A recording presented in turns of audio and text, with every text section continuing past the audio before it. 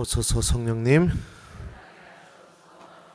우리 오늘 아치에스하는 레지오 단원 여러분들 진심으로 축하드리고, 또 한 해 동안 우리 아치에스를 통해서 하느님과 일치하는 성모님을 통해 하느님과 일치하는 한 해를 또 시작했으면 좋겠습니다.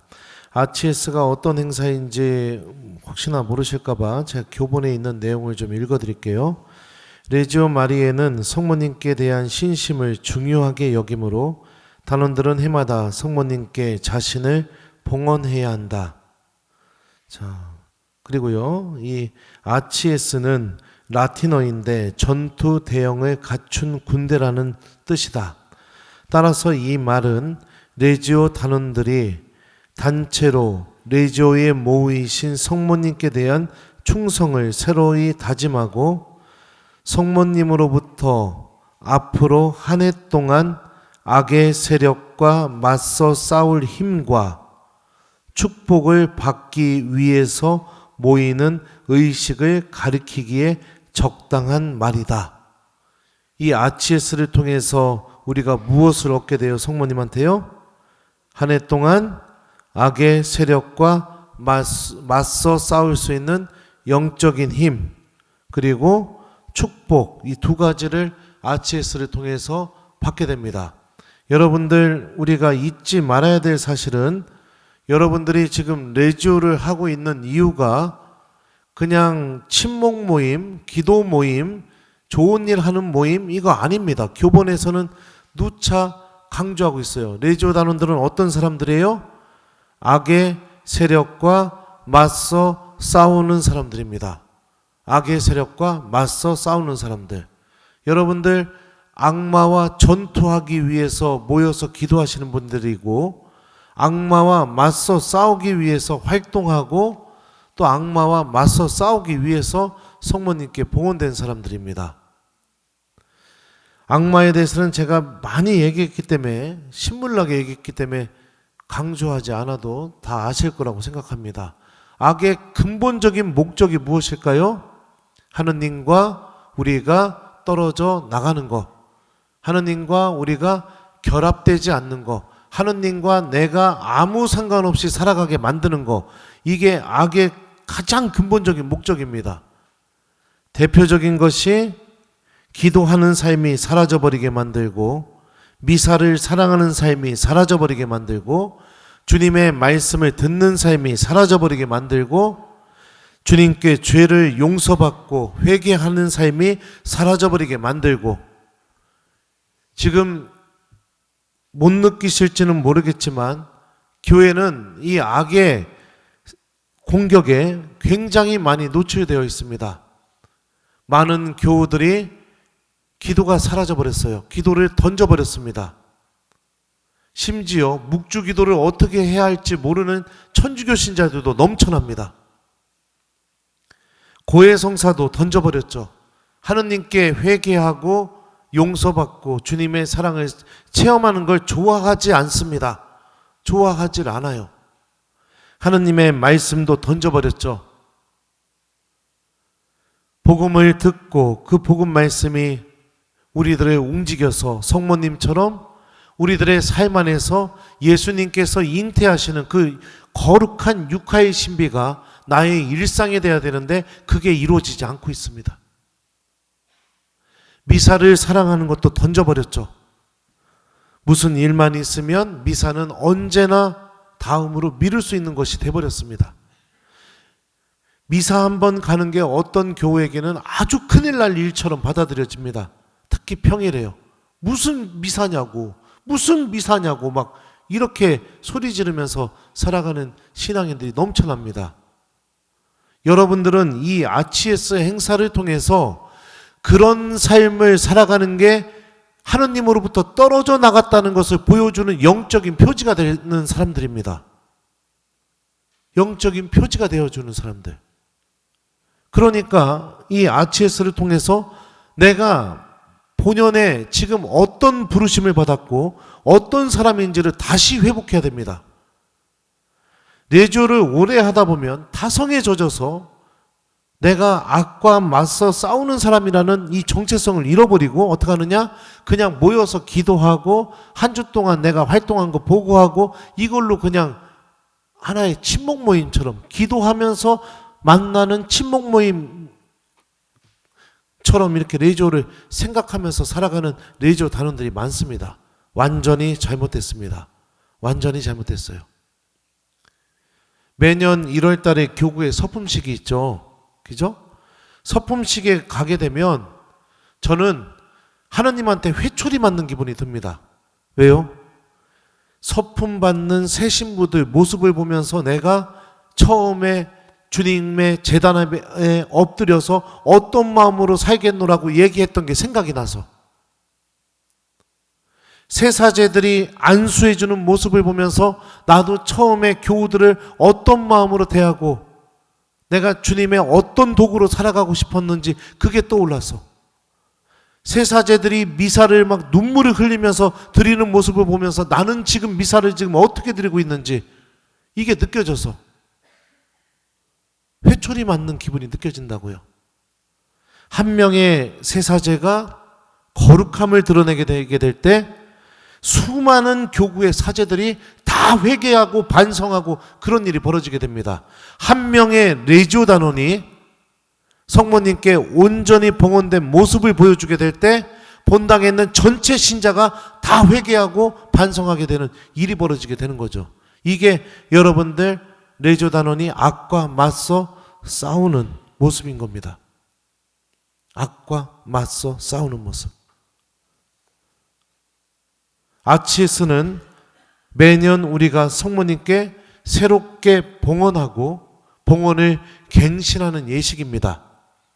악과 맞서 싸울 수 있는 힘을 레지오는 어디에서 주어지게 된다? 내가 성모님께 봉헌하는 것을 통해서 주어지게 된다라고 얘기하고 있어요. 악은 여러분들 내 힘으로 나의 힘으로 나 혼자 맞서 싸울 수 있는 존재가 아닙니다. 못 이깁니다. 절대로 못 이깁니다. 못 이기니까 어떻게 해야 돼요? 내가 성모님 안에 머물면 됩니다. 내가 싸우려고 하는 게 아니라 내가 철저하게 성모님을 통해서 하느님 편에 서 있는 사람이 되게 될 때 악은 우리들 앞에서 힘을 드러내지 못하게 됩니다. 내가 싸울 수는 없어요. 그 겁 많은 강아지들이나 개들 보세요. 저기 뭐예요? 처음 보는 사람 나타나면 막 짖죠. 누구 옆에서 짖어요? 주인 옆에서 짖어요.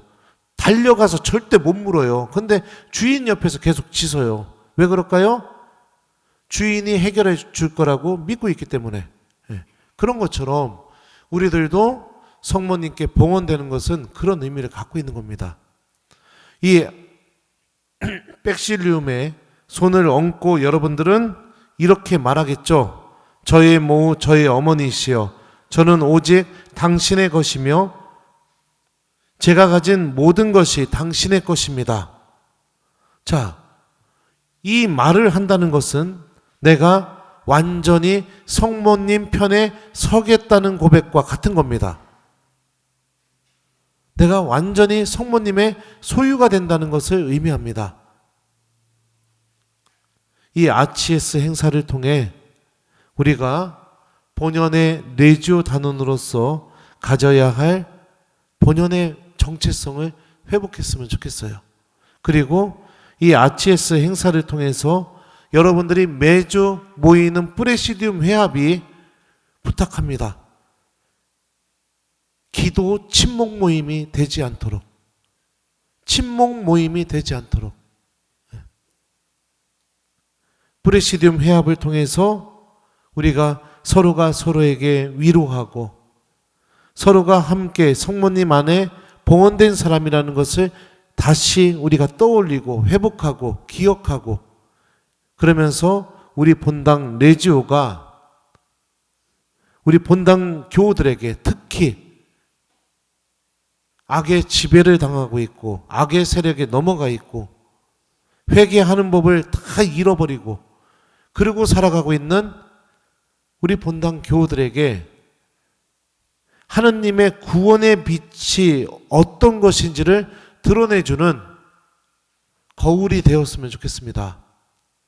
그래서 이 RCS 행사 때 여러분들 성모님께 봉헌하는 이 마음을 다시 한번 새기고, 내가 악의 세력과 맞서 싸우는 사람이라는 것을 다시 한번 깨닫고, 그리고 올 한 해 동안 내가 성모님을 통해 하느님과 완벽하게 완전하게 결합되면서 하느님 구원의 빛을 드러내는 레지오 단원이 될 수 있도록 우리 성모님께 도움을 청하고 은총을 청했으면 좋겠어요. 예수님께서는 십자가 아래에서 요한 사도를 사도들 중에 처음으로 성모님께 봉헌하게 만들었습니다. 그죠?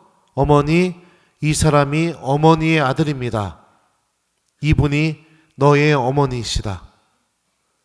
적어도 성경이 언급하고 있는 기록에 의하면 요한 사도는 십자가 아래에서 성모님께 예수님을 통해서 처음으로 봉헌된 사람이었습니다.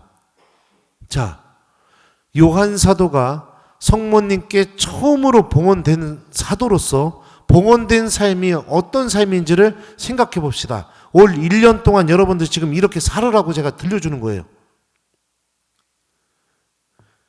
제가 요한 사도 축일 때 강론 때도 한번 얘기했었습니다.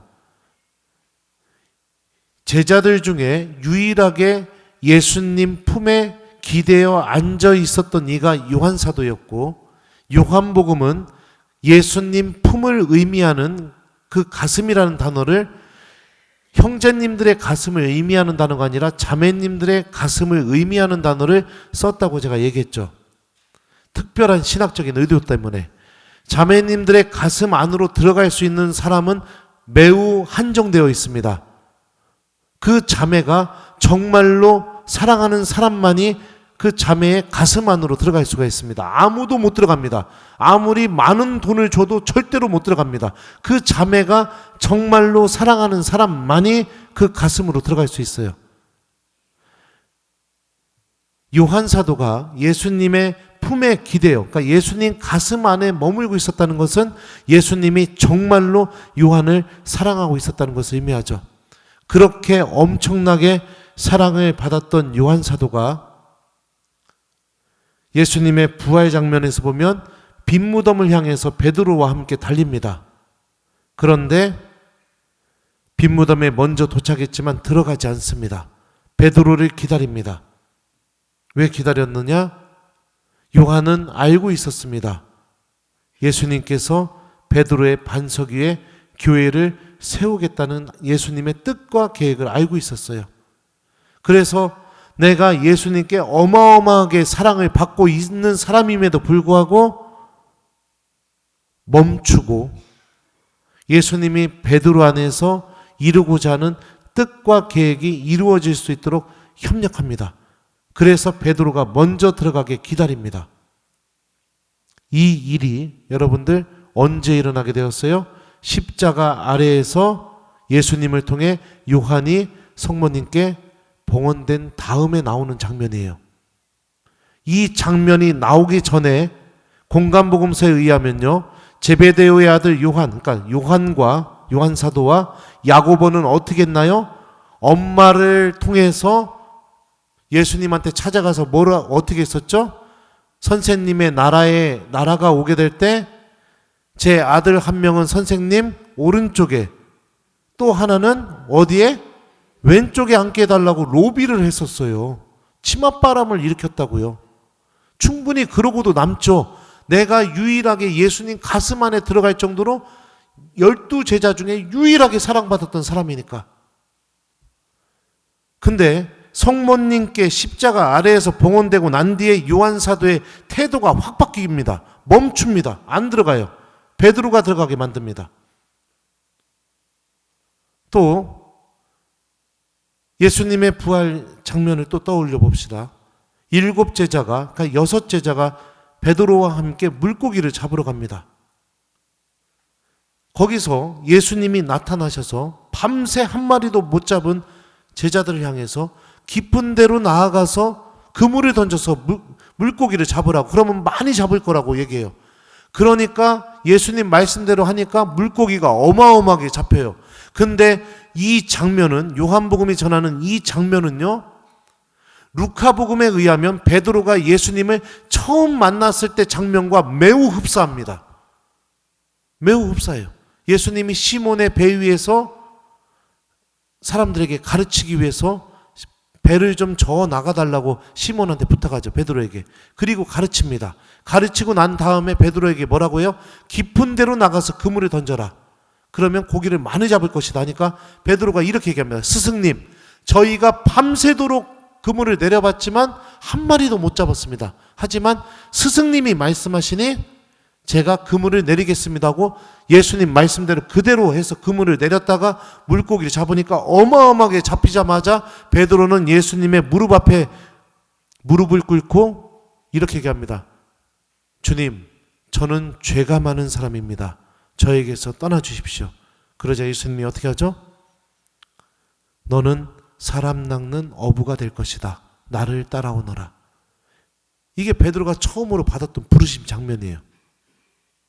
저는 서품식을 갈 때마다 제가 어떻게 서품 받았는지를 떠올리는데 IQ가 92인 저도 다른 사제들이, 세 사제들이 서품 받는 장면을 보면 예수님이 나를 불러주셨을 때 내가 어떻게 해서 신부가 되려고 했는지 이거를 떠올리는데 베드로는 자기가 부르심 받은 것과 아주 비슷한 일이 벌어졌는데도 그분이 예수님이라는 거 못 알아봅니다. 이거 얼마나, 이런 얘기하면 참 죄송하지만 멍청해요. 얼마나 미련해요. 얼마나 둔해요. 그런데 요한사도만 알아보죠. 요한사도는 선택할 수 있었습니다. 자기가 겉옷을 들고 물속에 뛰어들어서 제일 먼저 예수님께 갈 수도 있었고, 이게 1번이에요. 2번, 복음에 나오는 대로 베드로에게만 조용히 알려줄 수 있었죠. 그런데 요한사도는 여기서도 또 멈춥니다. 그리고 베드로에게 알려주죠. 주님이십니다. 왜 그럴까요? 예수님이 베드로의 반석 위에 교회를 세우겠다고 했으니까. 나를 너무너무 사랑해 주시는 그 예수님이 베드로를 통해서 너무너무 하고 싶어 하시는 그 일이 이루어질 수 있도록 요한사도는 협력했습니다. 시기하지 않았어요. 질투하지 않았어요. 나를 이토록 사랑하고 계시는데 왜 나를 쓰지 않고 베드로를 쓰시나 미워하지 않았습니다. 나를 너무너무 사랑하시는 주님이 너무너무 바라시는 일이 이루어지도록 협력했습니다. 이 변화가 언제 일어나게 되었느냐? 십자가 아래에서 성모님께 요한사도가 봉헌된 이후에 벌어진 일들입니다. 자, 우리 백실룸에 손 얹고 십자가 아래에서 성모님 계시죠? 요한사도처럼 이제 봉헌될 겁니다.